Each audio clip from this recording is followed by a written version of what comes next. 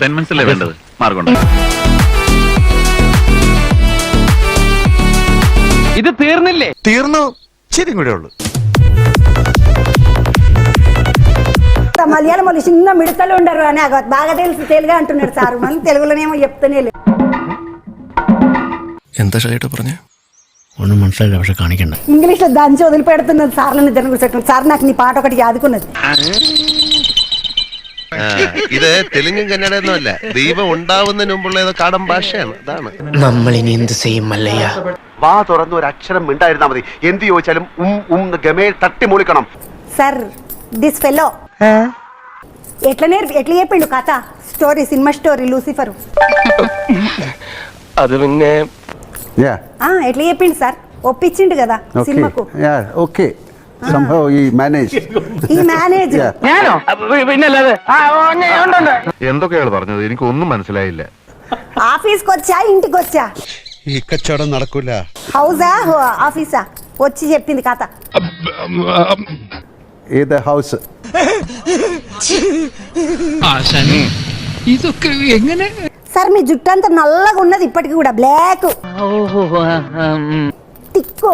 Okay, what you put sir? മൈലെണ്ണ. ഇതിനിടയ്ക്ക് അങ്ങനെ ഒരു സാധനം ഇറങ്ങിയോ? మైలెన్న అంటే sir it's a peacock oil. മയിലെണ്ണയി, ఇది మయిలెണ്ണయి. ఈ కొక్కాయిలు మాకు అందరికి మలయాళం వాళ్ళు కొబ్బరి నూనె పెట్టుకుంటారు బాగా అని తెలుసు. Aunty joking. మంచిగా దూకుంటాడు, మంచిగా ఎప్పుడు ఇట్లా. సార్ నాకు మీ I am totally confused. No, English വേണ്ട. I feel so tense with your action. నాకు బాగానే వస్తుంది ఈరోజు ఇంగ్లీషు, బాగానే మాట్లాడుతున్నానా? നിങ്ങൾ പറഞ്ഞത് ശരിയാണ്. 52 രൂപ ഉണ്ടായിരുന്ന കരിമീൻ ഇപ്പൊ 85 രൂപയാണ്. ఇదేదో అబ్రక దబ్ర అన్నట్టున్నది కానీ మనకైతే అర్థమయ్యేటట్లేదు. വേണ്ട മോളെ, ചായം ബജ്ജൊന്നും ഇപ്പൊ വേണ്ട. ഇനി ഒന്നും ചോദിക്കണ്ട. ഒരു മിനിറ്റ്. ടങ് പാകട്ടോ. Let it happen. 16 മച്ചം. మచ్చలు 16 ఉన్నాయి సార్. അതെ, അങ്ങനെ വേണം. Gain some money, give some gold to wife, then go for direction. అమ్మ ఈ రోజు నాకు మొత్తం ఇంగ్లీష్ వచ్చి పాడైతుంది. ഓഹോ, രാവിലെ തുടങ്ങിയ തപ്പല, തൊണ്ടയിലെ തുപ്പല് പറ്റി. കുറച്ച് വെള്ളം കുടിക്കണം.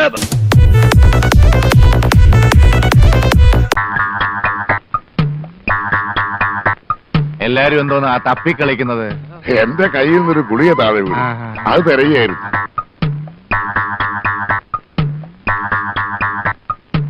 പോയി കാശ് പോയി. മുഹമ്മദ് സാഫി, വയനാട്. എന്താ വിശ്വസിക്കാവോ? അപ്പൊ ഫസ്റ്റത്തെ ഞാൻ എടുത്തിട്ടുണ്ട്. പക്ഷേ എന്തോ ഒരു വശക്കേടില്ലേ? ഈ നറുക്കെടുക്കാൻ വേണ്ടി കുഞ്ഞാൻ തന്നെ അതുകൊണ്ട് കൈയിട്ടു എന്ന് ചോദിച്ചോളി. ഒന്നും ഇങ്ങോട്ട് ഇളക്കിയിട്ട് അതിൻ്റെ ഉള്ളിൽ നിന്ന് ഒരു സാധനം എടുത്തു കഴിഞ്ഞാൽ വീണ്ടും ഓക്കെയാണ്. അയ്യോ, അത് പറ്റില്ല. എന്നെ പറ്റിക്കാൻ നോക്കിയാലുണ്ടല്ലോ പെരുവിരലിൽ നിർത്തി കറക്കും ഞാൻ. ഇത് കുഞ്ഞ അടിയില് വരെ കൈയിട്ട് കുറച്ച് സമയം എടുത്തിട്ടാണ് ആ ഒരു നറുക്കിന്റെ ആ ഒരു ചീട്ട് കൊണ്ടുവരുന്നത്. അതെന്താ തെറ്റ്? ഇടപെട്ടിരിക്കുന്ന നീ ആയതുകൊണ്ട് മനസ്സിലായില്ലേ? നിന്റെ ഒരു കേസ് ആയതുകൊണ്ട് ഒരു ജയിൽവാസിന്റെ മണം നന്നായിട്ട് അടിക്കുന്നുണ്ട്. ഇതിലെന്ത് സൂത്രമാണ് നീ കലക്കിയത്? പല തന്തക്ക് പറഞ്ഞ പരിപാടി ഇന്നേ വരെ ചെയ്തിട്ടില്ല. ഒരാളെ നയാ പൈസ ഇന്ന് വരെ തിന്നിട്ടുമില്ല. എന്റെ സംഗതി നേരെ വാ നേരെ പോ എന്നുള്ളതാണ്. ഈ കൈകൾ മാർപ്പാപ്പയെ പോലെ പരിശുദ്ധമാണ്. ഇന്ന് നേരം പോലത്തെ ഇതുവരെ നിങ്ങൾ എല്ലാരും പാടഞ്ച പച്ചർച്ചിന്നു. ഞാൻ പറ്റിച്ചു, ജനങ്ങളെ പറ്റിച്ചു എന്ന് പറയാണ്ട് എന്തേ ഞാൻ പറ്റിച്ചത്? പിന്നെ സാറിന് അറിയാലോ, ഞാൻ മറ്റേ പരിപാടിയൊക്കെ നിർത്തിയിട്ട് 2 വർഷമായി. അങ്ങനെ ഫെവിക്കൂള് അല്ലെങ്കിൽ പിന്നെ സൂപ്പർ കൂള് ഒട്ടിച്ചു കണ്ട് അതിന്റെ അടിയിൽ ഒട്ടിച്ചു വെച്ചിക്കാണ്. അത് മുഖ്യമായിട്ടും ഈ ഷാപ്പാട്. ചങ്ങായിമാരെ കടലാസമോ വല്ല പശയും തേച്ചാണ്ട് അതിന്റെ അടിയിൽ നിന്ന് ആയിരക്കണക്കിന് ടിക്കറ്റ് ഉണ്ട്. അതിന്റെ അടിയിൽ നിന്ന് എടുത്തു കഴിഞ്ഞത് ചീന്തി അല്ലെങ്കിൽ ഇതാക്കി എന്തേലും ആവൂലേ? തനിക്ക് വിശ്വാസമല്ലേ? ബർത്ത് സർട്ടിഫിക്കറ്റ്, SSLC ബുക്ക് നാളെ കൊണ്ട് കാണിച്ചു തരാം. നാട്ടുകാരങ്ങനൊന്നും അല്ല പറയുന്നത്. എങ്ങനെ പറയുന്നത്? ഈ ഒരു പേപ്പറിന് 3 വശങ്ങളിലായിട്ട് ഇതിന് ടേപ്പ് കൊടുക്കുന്നുണ്ട്. എനിക്കും ശരിയാവില്ല. ആവൂല്ലെന്ന് മാത്രമല്ല പലതും വെളിയിലാവും. ഈ പേപ്പറിന് കാണിക്കുന്നില്ലേ? എന്താ എന്റെ കയ്യിലുള്ള എന്റെ പേര് എഴുതി നറുക്ക് ഇതിന്റെ അകത്തേക്ക് വെച്ച് കൊടുക്കുന്നു. സിമ്പിൾ. നീ എന്നെ തെറ്റിദ്ധരിച്ചാൽ എനിക്ക് സങ്കടമുണ്ട്. എനിക്ക് ദാരിദ്ര്യം വന്നാൽ ഒരു ദുർബല നിമിഷത്തിൽ ഞാൻ എങ്ങനെ ചെയ്യും? ഞാൻ ശരിക്കും നോമ്പിച്ച അതിന്റെ അടി ആ ഗ്ലാസ്മക്ക് വരെ വെച്ച് തട്ടണമെന്നില്ല ആഗ്രഹമുണ്ട്. ആ ഏറ്റവും അടിയെന്നാണ് ഞാൻ നറുക്കെടുക്കാൻ നോക്കിയത്. അപ്പൊ ഇങ്ങനെ അടി കൂടി തപ്പി തപ്പി തപ്പി ഇങ്ങനെ ഏതെങ്കിലും ഒന്ന് കിട്ടണ വെക്കാനല്ലേ ഞാൻ നോക്കുള്ളൂ. പെരിയ മനുഷ്യൻ. അതിന്റെ പേരിൽ ഇന്ന് ഞാൻ ഇപ്പൊ കള്ളനായി, ആൾക്കാരെ പറ്റിച്ചോനായി. ഞാൻ എന്താണ് ചെയ്യുക? ഇതിലൊരു ക്ലാരിറ്റി കിട്ടുന്നത് വരെ ആ നാട്ടുകാർ തന്നെ പറഞ്ഞുകൊണ്ടിരിക്കും. ഇയാളെ ഇനി നമ്മൾ വിശ്വസിക്കൂല. And this is my last warning. അപ്പന് വാണിംഗ് ഇല്ലേ സാർ? പഠിക്കാനും പോകാണ്ട് പണിയെടുക്കാണ്ട് വീട്ടിൽ കുത്തിയിരുന്ന അപ്പുറത്തും ഇപ്പുറത്തും ഒക്കെ ഉള്ള ബോയ്സിനെ ഫോൺ വിളിച്ചിരുന്ന അനിയത്തിയെടുക്ക് ഞാൻ പറഞ്ഞു, ഇവിടെ ഇങ്ങനെ ഇരുന്നിട്ട് കാര്യമൊന്നുമില്ല, നിനക്ക് ഇഷ്ടമുള്ള കാര്യങ്ങൾ ചെയ്തോ, പക്ഷെ അതിന്റെ കൂട്ടത്തിൽ നിന്റെ കാലിൽ നിന്നിട്ട് വേണം നീ ഓരോ കാര്യങ്ങൾ ചെയ്യാൻ. അതെ, ഞാനും ചോദിക്കട്ടെ, പെൺകുട്ടികൾ ഇങ്ങനെയാണ് വളർത്തുന്നത്? ഒരേ ഒരു പെങ്ങളല്ലാതെ നിനക്കുള്ളൂ. നിന്നെ നമ്മുടെ വയറ്റിൽ തന്നെയല്ലാണ് ഇവിടെ ജനിച്ചത്. അവള് ഗ്രീൻ ഹൗസിന്റെ കമ്പനിയിൽ ഇട്ടത് തിരിച്ചു കൊടുത്തു. അല്ലാണ്ട് ലാഭവിഹിതമൊക്കെ ആയിട്ട് കൊടുത്തതും പണിക്കാശായിട്ട് കൊടുത്തതും ഒക്കെ കുറെ ഉണ്ട്. ഈ 3000 കൊടുത്തതിന് തൊട്ട് മുമ്പ് 26,500 കൊടുത്തത്. ആ വകയിൽ എനിക്ക് നഷ്ടം 4 ലക്ഷം രൂപയാ. അത് കഴിഞ്ഞ് പൊടിച്ചു കളഞ്ഞ കാശിന്റെ കണക്കും എന്റെ കയ്യിലുണ്ട്. സത്യം പറഞ്ഞാൽ ഇപ്പം വീട്ടിലോട്ടൊന്ന് കയറാൻ പറ്റാത്ത അവസ്ഥയാണ്. എനിക്കിപ്പോ വീടുമില്ല, കൂടുമില്ല, സ്വന്തക്കാരും ബന്ധുക്കാരും ആരുമില്ല. എന്റെ കർത്താവേ, ഒരു കുടുംബത്തിന് എന്തിനാ ഇങ്ങനെ തീ തെറ്റിക്കുന്നത്? യഥാർത്ഥത്തിലുള്ള സത്യം പറഞ്ഞ സാർ വിശ്വസിക്കില്ല. സാറെന്നല്ല ആരും വിശ്വസിക്കില്ല. താൻ പറഞ്ഞു നോക്ക്. സോഷ്യൽ മീഡിയയിൽ അവൻ കാണുന്ന അവനല്ല, ഈ പറയുന്ന വൃത്തിയുടെ കാര്യത്തിലാണെങ്കിൽ പോലും പേഴ്സണൽ ഹൈജീൻ പോലും ഇല്ലാത്തൊരു വ്യക്തിയാണ് ഈ സാനിറ്റൈസറും കൊണ്ട് നടക്കുന്ന ഒരാൾ. என்னோட அசம்ஷன் கரெக்டா இருந்தா இது எல்லாமே விக்ரமோட பிளான். அவர் மத்தவங்க கிட்ட காட்டின முகம் வேற, அவரோட நிஜ முகம் வேற. കണ്ടോ, ഇയാളാ തിരിയാത്ത പേരടിക്ക് നോക്കി ഒരു ഒറ്റ അടിയടി കോയക്കാം. നാണം ഉണ്ടോടാ നിനക്ക്? ഒരു കുടുംബകലാപം ഉണ്ടാകുന്നതിന് മുമ്പ് ഞാൻ അങ്ങോട്ട് മാറിയേക്കാം. അവള് പഠിക്കാൻ നോക്കണില്ല, അവളുടെ സ്കിൽസ് ഡെവലപ്പ് ചെയ്യുന്നതായിട്ടൊന്നും ചെയ്യുന്നില്ല, ചുമ്മാ വീട്ടിൽ ഇരിക്കുന്നു എന്നതിന്റെ അപ്പുറത്ത് കുറച്ച് അഫയേഴ്സ് തുടങ്ങി. അതായത് അവിടെ ഒരു കണക്ഷൻ, അപ്പൊ ഇപ്പുറത്തൊരു കണക്ഷൻ തുടങ്ങിയപ്പം മറ്റേ കണക്ഷനെ കട്ട് ചെയ്യുന്നു. ഇവനൊരു ചേട്ടനാണോ? സ്വന്തം പെങ്ങളെ പറ്റിയല്ലോ ഇവന് പറയുന്നത്. ഇവന് അങ്ങനെ ഒരു ബോധമുണ്ടോ? ഒരു പെണ്ണിനെ അങ്ങനെ നമ്മൾ കണ്ണും പൂട്ടി കുറ്റം പറയരുത്. നീ വെറുതെ ആവശ്യമില്ലാത്ത കാര്യങ്ങളൊക്കെ കാണിച്ച് അവളുടെ കുടുംബങ്ങളൊക്കെ നീ ഒരു ഫെയിമിന് വേണ്ടിട്ടോ അല്ലെങ്കിൽ ഒരു റീച്ചിന് വേണ്ടിട്ടോ ഒരു ബീജം ഒക്കെ ഇട്ട് അത് ചെയ്യുന്നത് എന്തിനു വേണ്ടിട്ടാന്ന് ബ്രോയ്ക്കൊരു സാധാരണ ഒരു കോമൺ മാൻ എന്ന രീതിക്ക് തോന്നുന്ന എന്തുവാണ്. ഒരു നാടിനെ മൊത്തം വെറുപ്പിച്ചു, അവളുടെ വെറുപ്പ് നീ സമ്പാദിച്ചു. എന്തിനാ ഇതൊക്കെ ചെയ്യിക്കുന്നേ? ആർക്ക് വേണ്ടി ഇതൊക്കെ ചെയ്തു കൂട്ടുന്നേ? ആർക്ക് വേണ്ടി ഇതൊക്കെ ചെയ്യുന്നേ?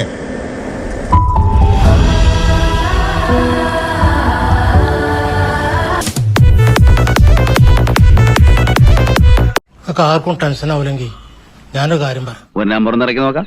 മരക്കാറായിനോ ഇപ്പൊ റിലീസിന് മുമ്പ് എത്ര രൂപയാണ് ആ സിനിമ ബിസിനസ് വൈസ് ജനറേറ്റ് ചെയ്തിരിക്കുന്നതെന്ന് നിങ്ങൾ അറിയുമ്പോൾ യു വിൽ ബി ഷോക്ക്ഡ്. അധികം പൊക്കിയാൽ ആകാശത്തെത്തും എന്നാ ഒരു 2 രഞ്ച് താത്തിക്കോളൂ. എനിക്കറിയാം, പക്ഷെ ഞാൻ ആ പടത്തിന്റെ പ്രൊഡ്യൂസർ ഒന്നും അല്ലാണ്ട് ഞാൻ പറയുന്നില്ല. ഇതുപോലെ 2 കൂടി വരുന്നുണ്ട്. അതും ഒരു ലിജോ ജോസ് പെല്ലിശ്ശേരി സിനിമ തന്നെയാണ്. മതി പറയല്ലേ. ഒന്ന് തള്ളി തന്ന അപ്പ സ്റ്റാർട്ടാവും. ഞാൻ തള്ളിത്തരാടോ. വെളിയിൽ എനിക്കറിയില്ല എത്രത്തോളം അതിനെ കുറിച്ച് അറിയാം. It's a big film. ചേട്ടാ, ഇത് വലിയ ശല്യമായല്ലോ. തനിക്ക് വേറെ ഒരു ജോലിയില്ലേ? നമ്മുടെ ഒരു പ്രധാന ജോലി ഇതാണ്. ഇത്രയും ഉറപ്പിച്ച് പറയാൻ നീ ആരടാ? CID? സോറി അളിയ, ഇനി അളിയനെ പ്രതിക്കൂട്ടിലാക്കിയില്ല. അതിനുള്ള പ്രതിവിധി എന്റെ കയ്യിലുണ്ട്. ഞാൻ നേരത്തെ പറഞ്ഞു എനിക്ക് ഒരുപാട് പൊക്കി പറയാൻ അവകാശമില്ല. അതുകൊണ്ട് ഞാൻ വേണ്ടടത്തും വേണ്ടാത്തടത്തും ഒക്കെ അത് പറഞ്ഞ് കേൾക്കുന്നവർക്ക് അതൊരു നുണ പോലെ തോന്നും. എന്റെ സിനിമ ജീവിതത്തിലെ എക്സ്പീരിയൻസിൽ ഞാൻ ഇങ്ങനെ ഒരു സാന്നിധ്യം വായിച്ചിട്ടില്ല.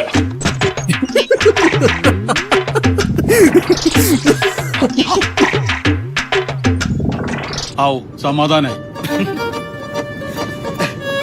ഒരു ചെറിയ സംശയം ചോദിച്ചോളൂ. അളിയനിത് നിർത്തിക്കൂടെ? ആഹാ, ഞാനത് നിർത്തിയാൽ ഈ നാട് നന്നാവുമോ? ഇത്തിരി കൂട്ടി പറയുന്നതിൽ ഒരു തെറ്റുമില്ല. ബാറോസ് എന്ന സിനിമ ഇന്ന് ലോകത്ത് സംവിധാനം ചെയ്യാൻ എന്റെ അറിവിൽ ഏറ്റവും നല്ല ആള് ലാലേട്ടനാണ്. സത്യം പറഞ്ഞ ഇതാ തല. ഇത്രയും തറവാടിത്തമുള്ള ഒരു തല ഈ നാട്ടിൽ വേറെ ആർക്കും എടുക്കാനില്ല മുതലാളി. നീ ചിന്തിച്ചാ നിന്നെ കൊണ്ട് പറ്റൂടാ. നീ മരണമാസാടാ, വേറെ ലെവലാടാ നീ. അധികം മൂപ്പിക്കണ്ട. നീ ആവശ്യമില്ലാത്ത പബ്ലിസിറ്റി കൊടുത്ത് നാറ്റിക്കായിരുന്നാ മതി. ക്യാമറ ഒന്ന് സ്റ്റേജിലേക്ക് തിരിച്ചു നോക്കൂ. അവിടെ ഒരു വ്യക്തി ഇരിക്കുന്നത് കാണാം. കണ്ടില്ലേ? അദ്ദേഹം മുദ്രാവാക്യം വിളിക്കവിടെ നോക്ക്. കണ്ടില്ലേ? നീ എങ്ങനെ അധികാരം പറ്റിയത്? അതൊന്നും വിസ്തരിക്കാൻ നേരില്ല. മന്ത്രിമാരിൽ പലരും ഇവിടെ ഇരിക്കുക. എന്നാൽ ഒരു രാഷ്ട്രീയ പാർട്ടിയുടെ സംസ്ഥാന അധ്യക്ഷൻ, അതും എത്രയോ നേരത്തെ വന്ന് ഒരു സർക്കാർ പരിപാടിക്ക് ഇരിക്കുകയാണ്. ഈ 2 സീറ്റും തരത്തില്ല. അപ്പുറത്തോട്ട് പോയ സത്യം പറഞ്ഞ ചേട്ടായി, ഇങ്ങനൊരു ദിവസം ചേട്ടായി ആഗ്രഹിച്ചിരുന്നില്ലേ? ഇതാ എന്റെ സാമ്രാജ്യത്തിന്റെ കീയും ബാധ്യതകളുടെ ലിസ്റ്റും. എല്ലാം ഇനി നീ തീർക്കണം. ഇത് പ്രധാനമന്ത്രിയുടെ ഓഫീസ് നേരിട്ട് ഇടപെടുകയാണ്. ഇത് ജനാധിപത്യ വിരുദ്ധല്ലേ? ഇനി ഇരിക്കുന്ന ഇദ്ദേഹത്തിന് ഒരു മാന്യത കാണിക്കുക. ഇതൊക്കെ അല്പത്തരമല്ലേ? പക്ഷെ ഒരു കാര്യമുണ്ട്, മൊലാളിയ സ്റ്റേജിൽ അശോക് രാജിന്റെ സീറ്റിന് തൊട്ടടുത്തിരുന്നു. അത് വേണ്ട, അങ്ങേരെ അശോക് രാജിന്റെ മടിയിൽ കയറ്റിയിരുത്താം. എന്താ പോരെ? എന്നിട്ട് സ്റ്റേജിൽ ഇരുന്ന് മുദ്രാവാക്യം വിളിക്കുക. ഇത് മലയാളി പൊറുക്കില്ല. മലയാളി പൊറുക്കുന്ന നിലപാടല്ല. എവിടെ പോണം? കൂവി തുടങ്ങുമ്പോ ഇറങ്ങിയാ പോരെ? കല്യാണ വീട്ടിൽ പോയാൽ കല്യാണ ചെറുക്കനാവണം, മരണ വീട്ടിൽ പോയാൽ പെട്ടിക്കകത്ത് കിടക്കണം. I heartily welcome respected Gautam Adani, our partner. അങ്ങേരെ കൂടി പാർട്ണറായി കിട്ടിയാൽ സാറിന് വെച്ചടി കയറ്റമായിരിക്കും. ലോകത്തിലെ ഏറ്റവും സമ്പന്നനായ രണ്ടാമത്തെ ആളാരാ? അംബാനിജി. ഈ അംബാനിജി ആരാ? നമ്മുടെ ആളാ. Welcome on behalf of the reception committee. കണക്കുകളൊന്നും ശരിയാകുന്നില്ലല്ലോ ഗംഗാര. जब हमारे पोर्ट मिनिस्टर अपना भाषण दे रहे थे, अदानी का उल्लेख करते हुए उन्होंने कहा कि हमारी सरकार के पार्टनर. നമ്മൾ തങ്ങളിൽ അങ്ങനെയൊന്നും വേണ്ടെന്നേ. നമുക്ക് കൂടി ഗുണമുള്ള കാര്യമല്ലേ ശാന്തമെടുത്തി. എടാ, ഒരു മൈക്ക് കിട്ടിയ സ്വയം മറന്ന് കീർവാണം പറയരുത്. एक कम्युनिस्ट गवर्नमेंट का मंत्री बोल रहा है प्राइवेट सेक्टर के लिए कि हमारी सरकार का पार्टनर. ഈ കാക്കിക്കുള്ളിൽ തമാശക്കാരെ ഒളിഞ്ഞിരിപ്പുണ്ടല്ലേ? വിഴിഞ്ഞം തുറമുഖത്തിന്റെ ഉദ്ഘാടന സമ്മേളനം രാഷ്ട്രീയ ബലാബലത്തിനുള്ള വേദിയാക്കി മാറ്റി മുന്നണികൾ. എന്റെ പ്രസിഡന്റ്, ഇങ്ങനെ ഒരു പദ്ധതി നമ്മുടെ നാട്ടിൽ ആദ്യമായിട്ടാ. നമ്മൾ നോക്കി കളിച്ചില്ലേ, ഇതും അവനങ്ങ് കൊണ്ടുപോകും.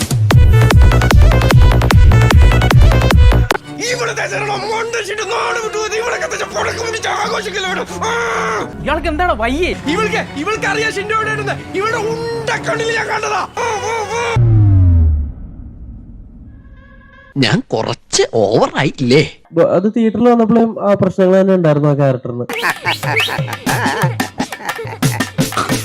നമ്മൾ എല്ലാരും ചേർന്ന് ആ ക്യാരക്ടറിന്റെ അടുത്തൊരു മീറ്റർ ചിലപ്പോ തെറ്റിപ്പോയതാണെന്നാണ് എനിക്ക് മനസ്സിലാക്കുന്നത്.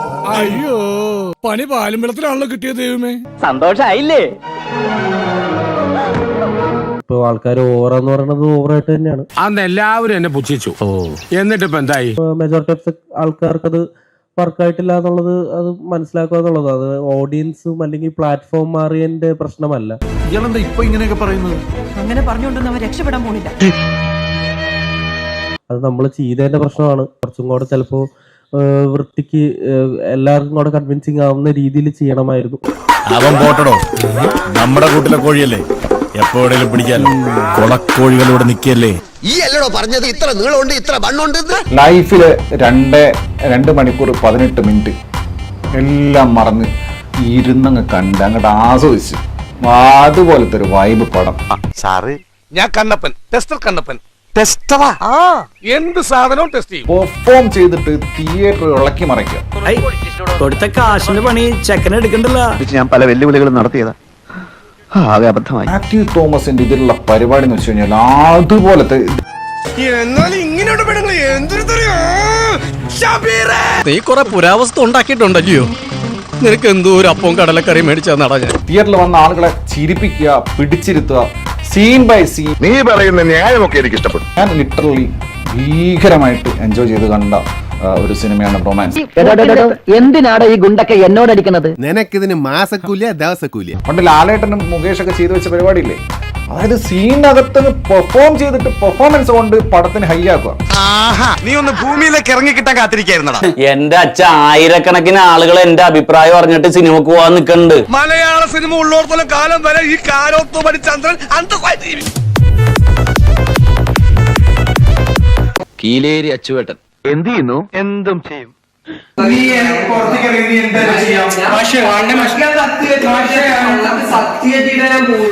പോലീസിനും പട്ടാളത്തിനും ഞാനിന്നൊരു പേടി സ്വപ്നമാണ്. ഇവനൊരു എല്ല് കൂടുതലാണല്ലോ. ആരാടാ നീ? സരസീനവും എനിക്ക് പുത്തരി നിലങ്ങളെ ഞാൻ പറയും ഇന്ന നിന്റെ ഉള്ളിൽ മെല്ലെ വീഡിയോ സത്യം പറഞ്ഞ കാല് മടക്കി കരണത്തിട്ടൊരു തൊഴി വെച്ചു കൊടുക്കാൻ തോന്നി. സാറിന് എവിടെയെങ്കിലും പുറത്ത് കിട്ടിയ തീർക്കുനാണ്. എന്റെ ഈശ്വര, എന്ത് തോന്നിയ സവനി പറയുന്നേ? കൊന്നിടും. അധികം പറഞ്ഞ അരിഞ്ഞ് ഞാൻ ആ കാല് പട്ടിക്കിട്ട് കൊടുക്കും. കൊല്ലും കൊലയും കീഴരിക്കും പുത്തരിയല്ലടാ. വാ മൂടി നോക്കിക്കടാ. അല്ലെങ്കിൽ തന്നെ ഈ നാട്ടില് ആവശ്യത്തിന് പ്രശ്നങ്ങളും കുഴപ്പങ്ങളും ഒക്കെ ഉണ്ട്. ഇതിങ്ങനെ വെറുതെ വിട്ടാ പറ്റില്ല. റോസപ്പ് പോലുള്ള കവിള എനിക്ക് കൊതിയായിട്ട് പാടില്ല. ഞാൻ ടേ എന്ന് രണ്ടെണ്ണം പൊട്ടിച്ചിട്ട് ഓടിയിട്ട് വരാം. എന്നെ ഒന്ന് അനുഗ്രഹിച്ചേ. ആ മൊബൈൽ എടുക്കുക എന്നാണ് പറയുന്നത്. നിങ്ങൾ വീഡിയോ എന്തുവേണമെങ്കിലും റെക്കോർഡ് ചെയ്തോ, അതൊന്നും കുഴപ്പമില്ല, എനിക്കൊരു ശീലമുണ്ട് എന്നാണ് പറയുന്നത്. ഈ കുട്ടിക്ക് കാര്യമായ എന്തോ തകരാറുണ്ട്. She has some psychiatric problem. അല്പം കൂടെ തെളിച്ചു പറഞ്ഞാൽ ഭ്രാന്ത്. എന്തൊരു ദാഷ്ട്യം അല്ലെങ്കിൽ എന്തൊരു ഭീഷണിയാണ്. ഇങ്ങനൊരു അറാം മിടുക്കൻ ചെക്കനെ ഞാൻ ഇന്ന് വരെ കണ്ടിട്ടില്ല. സാധാരണ കുട്ടികളല്ല, നമ്മൾ കുട്ടികൾ അപ്പുറത്ത് പോയിട്ട് യുവാക്കൾ പോലും ഇങ്ങനെ ഒരു മുതിർന്ന ഒരു അധ്യാപകനോടൊക്കെ സംസാരിക്കുമെന്ന് സംശയമാണ്. ഇവനൊക്കെ ഗുരുശാപം വാങ്ങി തട്ടിപ്പോണ എല്ലാ ലക്ഷണവും കാണുന്നുണ്ട്. ഈ 16 വയസ്സ് എന്നതൊരു നിഷ്കളങ്ക പ്രായമായും ഇന്നത്തെ കാലഘട്ടത്തിൽ നമുക്ക് കരുതാൻ കഴിയില്ല. ഒരു കുട്ടിയാണ്, ബാലനാണെന്നൊന്നും കരുതാൻ പറ്റുന്ന സാഹചര്യമല്ല. അതാണെങ്കിലും ഒരു അസൂര വിത്ത് മേക്കാൻ പെടുന്ന പാടെ എനിക്കും ദൈവത്തിന് മാത്രം അറിയാം. ഈച്ചയ്ക്ക് വ്രണം കാട്ടരുത്, പിള്ളേർക്ക് മോണ കാട്ടരുത് എന്നൊക്കെ പണ്ടത്തെ ആൾക്കാർ പറഞ്ഞു കേട്ടിട്ടുണ്ട്. അതായത് പിള്ളേരോട് അമിത വാത്സല്യം കാണിക്കരുത് എന്നർത്ഥം. തീർച്ചയായിട്ടും അത് എഴുതിയ കഥാകൃത്ത് എന്ന നിലയ്ക്ക് what do you have to say Hanif ji? What do you have to say Hanif ji? ഞാനെന്ത് പറയാനാ, ഒക്കെ നിങ്ങള് കാരണന്മാര് തീരുമാനിച്ചാ മതി. സംസാരിക്കാറില്ല, എഴുതാറ് മാത്രമേ ഉള്ളൂ എന്ന് തോന്നുന്നു. മുന്നോട്ട് വാ, ഒരു ധൈര്യത്തോടെ എന്നെ പേടിക്കണ്ട. എനിക്കങ്ങനെ മാലു വിചാരിക്കണ പോലെ പേടിയൊന്നുമില്ല. ഞാൻ പേടി അഭിനയിക്കുന്നല്ലേ. അപ്പം ഇതൊരു പോലീസ് സ്റ്റോറിയാണ് അല്ലേ? ഇവനെന്താ ഇങ്ങനെ? ഒരു പോലീസ് സ്റ്റോറിയാണ് അല്ലേ?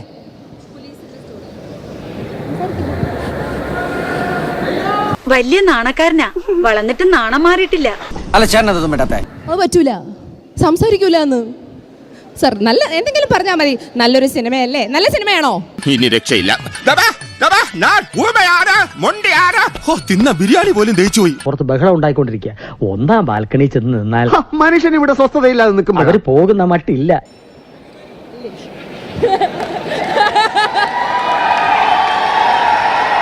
ടെൻഷൻ പിടിച്ച പണി തന്നെട്ടാ. ഒന്നിനും പ്രതികരിക്കാത്തതിന് 100-ൽ 100 മാർക്കാ നിനക്ക്. നമസ്കാരം.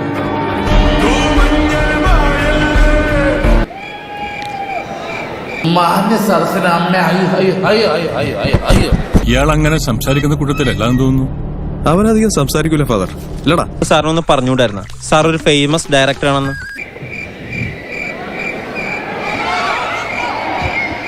സാരില്ല, കുഴപ്പമില്ല.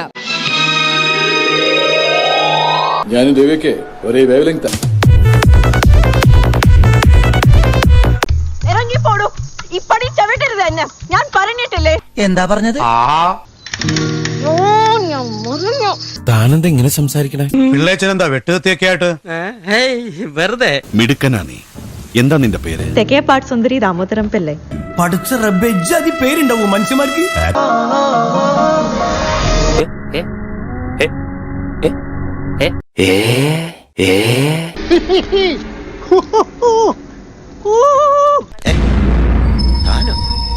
താനങ്ങനെ ഇവിടെ? അമ്മാവാ സുന്ദരിയെ വാ മോളെ. ഇവരെ ചെയ്ത പരിയാത അമ്മാവാ വേണുവിനെ വിളിക്കും, അപ്പൊ തന്നെ എല്ലാം ശരിയാക്കും. तू समझा? हाँ नहीं तू समझा नहीं. I will be his translator. വേണുവിനെ വിളിക്കുക, വേണു വന്നെല്ലാം ശരിയാക്കുമെന്ന് എല്ലാരും പറയുന്നുണ്ട്. സലാമേ സബാൽക്കെ വേനന്ദ ഷുഗർ. ഈ ഭൂമി എത്ര മനോഹരമായിരിക്കുന്നു. അതല്ല അമ്മാവാ, ഇവനാ എന്താ അടിയോടോ കുറവുണ്ടു. കറക്റ്റ്. ഇപ്പോഴെങ്കിലും നിനക്ക് ബോധം വന്നല്ല. അതിനാ ഏറ്റവും നല്ല സ്ഥലം ഇതാ. പക്ഷെ എന്തൊക്കെ സങ്കടങ്ങളും വിഷമങ്ങളും ഉണ്ടെങ്കിലും ലാലേട്ടന്റെ പാട്ടും ഒരു കട്ടനും തീർക്കാൻ പറ്റാത്ത പ്രശ്നമുണ്ടോ? പ്രധാന പ്രശ്നം ഇതൊന്നുമല്ല. जब लालेटन हमारे सुपरस्टार इस गाने पे परफॉर्म करते हैं तो अलग ही फील है ना. അവൻ പറഞ്ഞിട്ടില്ല, അവരെയൊക്കെ പൊക്കി പറഞ്ഞ ആ ഒരു രീതിയിൽ അങ്ങ് പോയാൽ മതി. हम तुमसे काफी बेटर है. We are the land of Ayurveda. We are the land of spices. We invented curry pet. We have the richest temples. We have the highest female to male ratio. We have the highest literacy rate. और तुम North Indians അടിപൊളി. മറ്റേ വർത്താനം ഒന്നും നമ്മൾ പറയാൻ പാടില്ല മോളെ, അത് നമ്മുടെ അന്തസ്സിന് ചേർന്നല്ല. Ignorant, illiterate, arrogant, entitled. വേറെ ലെവൽ, വേറെ ലെവൽ.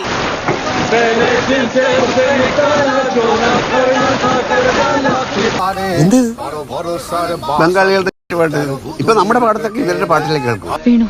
എന്താ ഒരു മൂഡ് ഓഫ്? ഇനിയും ഈ നാടകം ഇങ്ങനെ തുടർന്നോണ്ട് പോണോ? ഒക്കെ ശരിയല്ലേ? ഓക്കെ, അടിപൊളി. അടിപൊളി. Welcome to my paradise. എന്റെ ഈ കൊച്ചു പരദീസയിലേക്ക് എല്ലാവർക്കും സ്വാഗതം. നീ എന്താ ഈ വേഷത്തില്? ഇപ്പൊ നാടകത്തിലാ? ഇത് ഒറിജിനലാ. ഇവിടെ നീയില്ല, ഞാനില്ല, നമ്മൾ മാത്രം.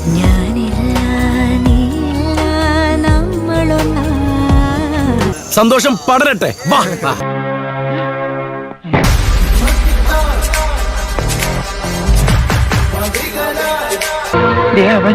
കംപ്ലീറ്റ് മിനറൽസാ. ഇവനല്ലല്ലോ അവൻ. ഇത് കണ്ടോ, അമേരിക്കനാ, അബിബാസ്. ഇപ്പൊ ഇതിന്റെ ഡ്യൂപ്ലിക്കേറ്റ് ഇറങ്ങിയിട്ടുണ്ട്, അഡിഡാസ്. ഇരിക്കി. ഇനി എന്തൊക്കെ കാണാൻ കിടക്കുന്നു? ഈ അട്ടപ്പാടി എന്ന് പറയുന്നതേ ജസ്റ്റ് കണ്ടുപോകാനുള്ള സ്ഥലമല്ല. ആരാടാ റമോ നിന്നോട് ഈ അപവാദമൊക്കെ പറയുന്നത്? അതനുഭവിച്ചറിയാനുള്ളത്. ആനമൂളി തുടങ്ങി ആനക്കട്ടി വരെ നീളുന്ന ആർക്കും പിടിതരാത്ത വല്ലാത്തൊരു നാട്. ഈ ഡയലോഗ് ഞാൻ എവിടെ കേട്ടിട്ടുണ്ടല്ലോ. ഇവിടെ ഒരിടത്ത് മഞ്ഞ് പെയ്യുമ്പോ മറ്റൊരിടത്ത് വെയിൽ വെട്ടം പരത്തും. വേട്ടക്കാരനെ കണ്ടിട്ടുണ്ടോ? മീശപ്പുലിമലയിൽ മഞ്ഞ് പെയ്യുന്ന കണ്ടിട്ടുണ്ടോ? മാജിക് മഷ്റൂം കണ്ടിട്ടുണ്ടോ? ഇതൊന്നും കാണാതെ ധൃതി പിടിച്ച് അങ്ങോട്ട് നിന്നിട്ട് പെണ്ണയൻ ഇത്ര പെട്ടെന്ന് സിനിമയിലും ഞാൻ അറിഞ്ഞില്ല. നമ്മുടെ ഈ കൂടലിന്റെ ഏറ്റവും വലിയ പ്രത്യേകത, ഈ നിമിഷത്തിലെങ്കിലും നമുക്ക് നമ്മളായിട്ട് ജീവിച്ചൂടെ? അയാൾ എന്താ പറയുന്നേ? എനിക്കറിയാം എന്തോ കാര്യമായിട്ട് പറയുന്നു. ഇതേപോലെയൊക്കെ തന്നെ നമ്മുടെ ജീവിതം. സ്വരുക്കൂട്ടി വെച്ച സ്വപ്നങ്ങളും പ്രതീക്ഷകളും ഒക്കെ തകർന്നടിയാൻ ഒരു നിമിഷം മതി. എന്താപ്പാ പാക്കവേ ரொம்ப കഷ്ടമാ இருக்கு. പ്രണയം അത് പ്രാണനെ പോലെയാണ്. പ്രണയമില്ലാത്തടത്ത് പ്രാണനുമില്ല. എല്ലാ സങ്കടങ്ങളും കെട്ടഴിച്ചു വിട്ട് take with you the magic of wildness and behind only traces of your happiness.